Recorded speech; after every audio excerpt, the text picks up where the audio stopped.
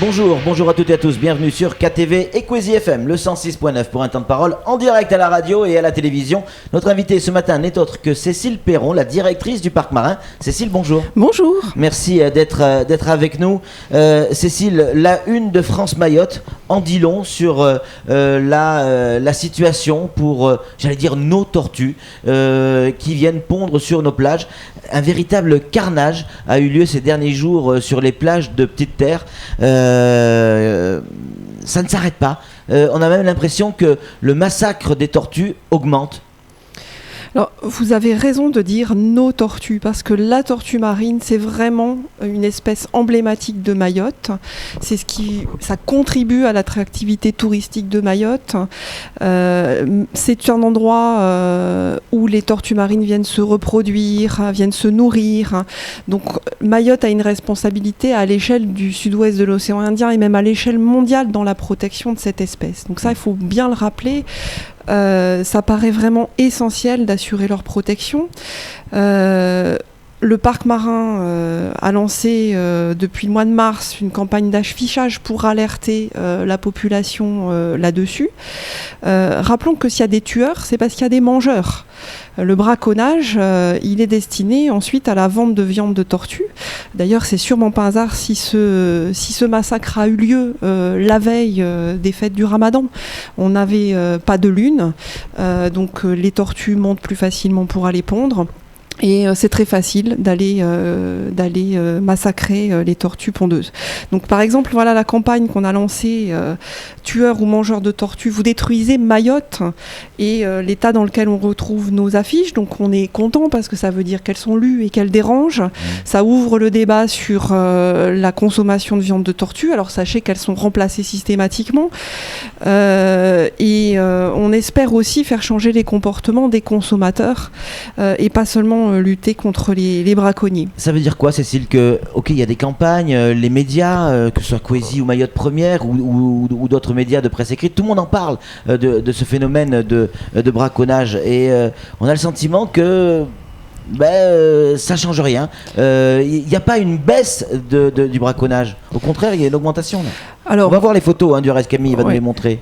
Il faut savoir quand même que les agents du Conseil général, là, actuellement, ont une présence dissuasive quasiment quotidienne, la nuit, sur les principales plages de ponte.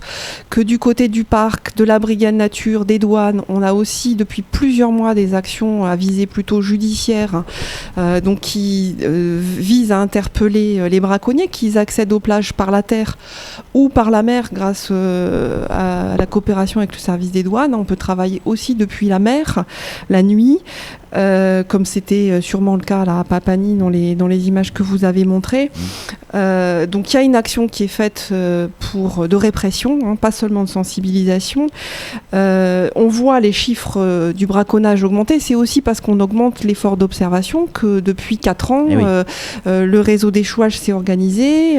On remonte les observations. D'ailleurs, je crois que quand vous êtes allé tourner les images, vous avez oublié d'appeler le REMAT pour nous signaler les tortues échouées. Donc je vous donne l'autocollant à mettre sur les voitures. Il est simple ce numéro, pourtant le 69 41 41. On va le montrer. Merci Samuel. Mais en même temps, je pense que vous étiez déjà passé, ou en tout cas une organisation était déjà passée, parce qu'on a pu voir sur certaines tortues des inscriptions. Alors, elle devait dater de malheureusement de braconnage précédent, puisque la plage de Papani, elle est très braconnée du fait de son isolement. Et effectivement, pour pas compter 2 fois les mêmes carapaces, quand on peut pas les ramasser aussitôt, elles sont marquées. Donc une d'elles était certainement marquée OTM et non pas STM. OTM comme Observatoire des tortues marines. Exact. Je pense que le STM n'y est pour rien. Et donc ça permet d'éviter les doubles comptages. Vous avez raison. Alors il y a quand même des questions qui arrivent. La sensibilisation ne sert à rien tant qu'aucune police n'est mise en place. Est-ce que c'est votre rôle de mettre en place une forme de police autour de ça ? Alors il y a une police qui est mise en place. Le directeur de cabinet en fin 2014, avait vraiment rassemblé tous ses services en demandant qu'on s'unisse pour travailler sur la partie répressive. Les moyens sont insuffisants. Ça, c'est clair. On n'a pas suffisamment d'agents et de moyens et on n'en aura jamais suffisamment pour être sur toutes les plages. C'est pour ça qu'on travaille à la fois sur le tableau de la répression, de la présence dissuasive et de la sensibilisation. On a aussi des associations. Je crois que vous avez reçu hier Michel Charpentier, le président des Naturalistes, qui ont des actions de présence dissuasive sur les plages et qui contribuent aussi à faire fuir les braconniers ou au moins à déplacer leur action peut-être sur une autre plage. Alors on nous explique également que maintenant les braconniers ont une technique un peu nouvelle, peut-être pas pour vous parce que vous êtes autour de ça, donc peut-être que vous avez l'information évidemment, mais une technique un peu nouvelle, c'est on enterre les ossements et on va cacher les carapaces au large, on va les jeter au large et on les remplit de cailloux pour qu'elles coulent, pour éviter qu'il y ait des traces. C'est nouveau ou pas? Oui, je pense que ça c'est lié à l'effort d'observation qu'on fait. On fait remonter des statistiques sur le braconnage et donc un petit peu pour les fausser et pour dissimuler l'ampleur du phénomène, on essaye de dissimuler les traces des méfaits. Bon, il faut savoir qu'il y a le braconnage qui est comme principale cause de mortalité qui est identifiée, mais qu'on a beaucoup de mal à quantifier la mortalité par pêche accidentelle et que les premières études qu'on a fait, qui sont pas sur un échantillonnage très large, mais c'était sur 123 pêcheurs, et ils nous déclaraient annuellement 40 à 60 tortues pour l'ensemble des 123 pêcheurs pêchés accidentellement. Donc si on le rapporte à l'échelle de l'île, ça représente aussi un grand nombre de captures accidentelles, pas forcément suivies de mortalité, les tortues peuvent être relâchées, mais c'est possiblement aussi une cause importante de mortalité. Samuel Bocher, le rédacteur en chef de France Maïd Matin, une question à vous poser, Cécile. Oui, je reste sur l'idée même du braconnage. En février, il y a un braconnier multirécidiviste qui a été condamné, 12 mois de prison, dont 3 mois avec sursis, donc 9 mois ferme. C'est une chose, mais en effet, vous le disiez aussi à juste titre, s'il y a des braconniers, c'est qu'il y a des consommateurs de viande de tortue, c'est-à-dire des acheteurs. Est-ce que les acheteurs sont poursuivis ou qu'est-ce qu'ils risquent? Alors en fait, tous ceux qui portent atteinte à la tortue, enfin une espèce protégée, qui la tue, mais aussi qui la transporte, qu'il consomme, qu'il la découpe, qui récupère même les écailles ou la carapace pour la décoration de leur intérieur. Tous ces gens-là sont en infraction et s'exposent à des peines maximales qui vont jusqu'à 15 000 € d'amende et 6 mois d'emprisonnement, et plus pour les récidivistes. Oui. Donc on risque la prison. Donc il faut le savoir, on risque la prison, et pour les consommateurs, on risque aussi la santé. Tout récemment à Madagascar, il y a eu 4 morts et 8 personnes hospitalisées suite à la consommation de tortue. Sur les 50 dernières années, on compte presque une centaine de morts liées à la consommation de viande de tortue, et c'est pas seulement la tortue imbriquée, ça concerne aussi la tortue verte. C'est quoi la solution, Cécile, pour tenter d'enrayer sensiblement le phénomène? Plus de moyens, plus de contrôle, ou plus de communication, ou les deux? Est-ce qu'il y a une solution? On essaye de travailler, nous, Parc Marin, sur tous les axes, également sur celui de la connaissance, parce que finalement, le REMAT, on peut se dire à quoi ça sert de compter les tortues mortes, c'est pas très efficace, mais ça nous apporte des informations très précieuses sur les moments où les braconnages ont lieu. Ils sont concentrés sur les pics de ponte entre avril et juillet, et sur les plages sur lesquelles les braconnages ont lieu, ils sont concentrés sur les plages du nord, du côté de Msamboro, de Sazilé et de Dzaoudzi, l'abattoir. Donc ça peut orienter les services de police pour faire des contrôles. Samuel ? 262 cas recensés en 2014, si je me souviens bien, donc 83% étaient braconnés. Est-ce que pour 2015, on va aller vers une progression de ce chiffre, ou je sais bien, il est encore un petit peu tôt, on n'a qu'à la moitié de l'année, mais eu égard aux chiffres que vous avez déjà en votre possession, la tendance est plutôt favorable ou défavorable ? Non, évidemment, là, j'ai pas encore les chiffres correspondants, mais sur les 4 dernières années, on a vu une augmentation et elle va se confirmer en 2015. Mais c'est important de souligner que c'est lié à l'effort d'observation. On a des remontées d'informations. On a, comme je disais, renforcé considérablement pour tous les services, Conseil général, Parc Marin, Brigade Nature, la présence sur le terrain. Et donc, nos agents, indépendamment du grand public, nous remontent aussi aussi énormément d'observations.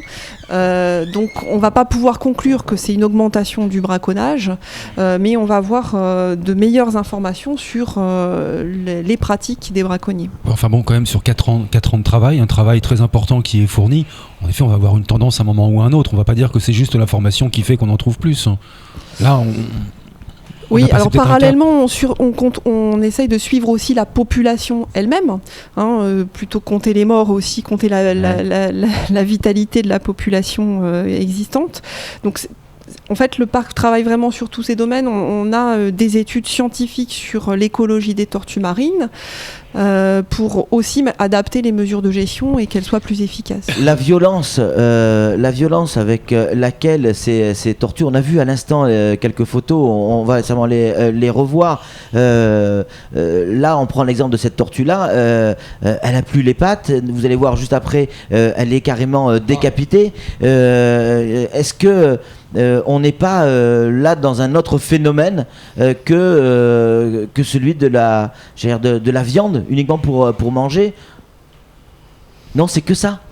Non, je pense que vraiment après, quand vous soulevez la tortue, vous voyez que la viande a été prélevée. C'est pas le plaisir de les détruire. La viande, poser la question, je veux dire, la viande est prélevée, quand elle l'est pas, ce sont des attaques de chiens errants. Donc ça peut aussi, si vous avez encore de la viande dans le corps de la tortue, et puis des traces de morsures sur les pattes ou sur la tête, elle peut avoir été tuée par les chiens errants.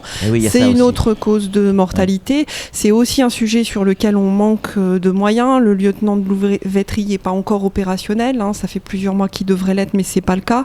On manque de moyens, que ce soit matériel et humain, pour capturer les chiens qui rôdent à proximité des plages, et pour enrayer ce phénomène, c'est une autre cause de mortalité sur laquelle il faut qu'on agisse. Alors, allez-y, après Flo pour une réaction. Pardon.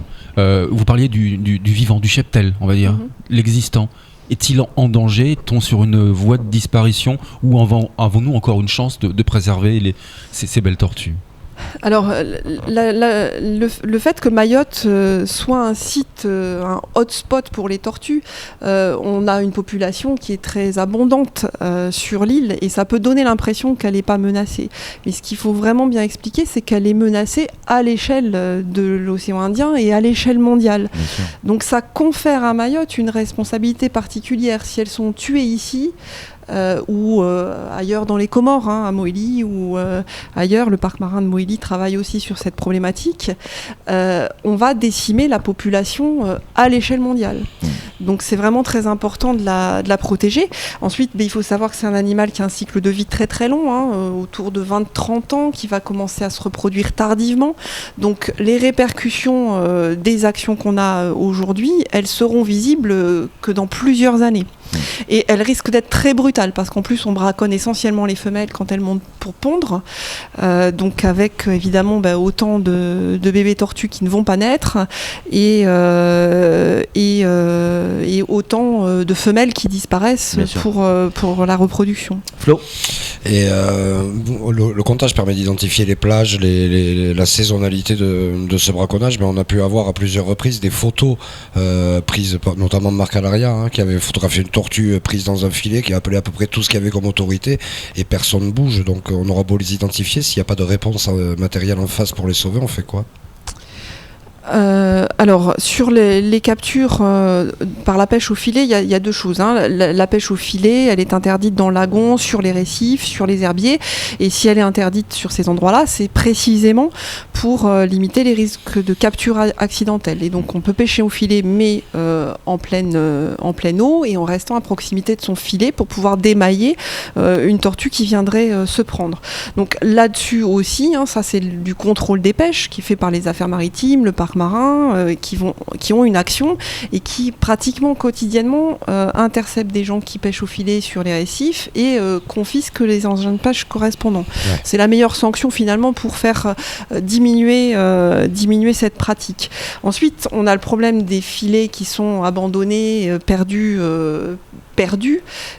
dérivants, en fait, et dans lesquels on a des mammifères marins ou des tortues qui peuvent se mailler. L'année dernière, on avait une baleine qui était emmêlée dans dans un filet. Donc ça, c'est sûr que c'est un problème. Évidemment, ces engins-là, quand on les croise, quels que soient les usagers de la mer qui les croisent, dans les services de l'État, du parc ou même les particuliers, peuvent les ramasser pour éviter qu'ils soient en danger. Juste en conclusion, Cécile, vos actions de communication, vous le savez certainement, mais c'est aussi important de le dire, sont en train de porter leurs fruits auprès des plus jeunes, les gamins, les tout petits à l'école. Il y a les enseignants, je parle des tout petits, maternels, qui rentrent à la maison en disant nos tortues, il faut pas les toucher, il faut. Enfin voilà, il y a une sensibilisation qui est faite également au niveau des gamins, qui paiera plus tard, forcément. Bien sûr, on a un partenariat évidemment avec le vice-rectorat. Nos agents ils interviennent dans les classes et puis emmènent les enfants en mer avec une focalisation justement sur les espèces protégées. Merci beaucoup Cécile Perron d'être venue sur ce plateau. 69 41 41, c'est le numéro qu'il faut appeler si vous voyez une tortue, un dauphin, un dugong piégé, mort ou tout simplement blessé. 69 41 41. Faites pas comme nous, faut avoir le bon réflexe. Allez, c'est fini pour ce temps de parole. Tout de suite, la suite de nos programmes.